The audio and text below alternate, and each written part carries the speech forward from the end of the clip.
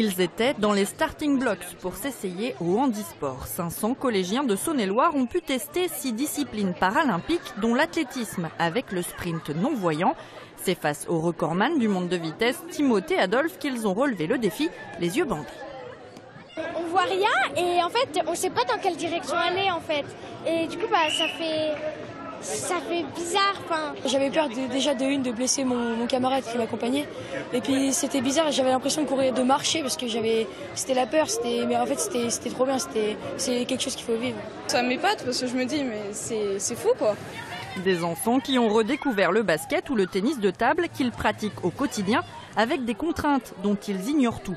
Une expérience inédite et un moment de partage privilégié avec 11 para-athlètes de renom, dont une judokate de la région, Sandrine Martinet, médaillée d'or à Rio. Et on se relève.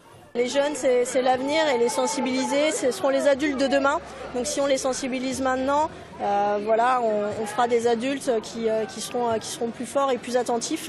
Et aussi sensibiliser les collectivités pour que l'aménagement du territoire se fasse plus facilement.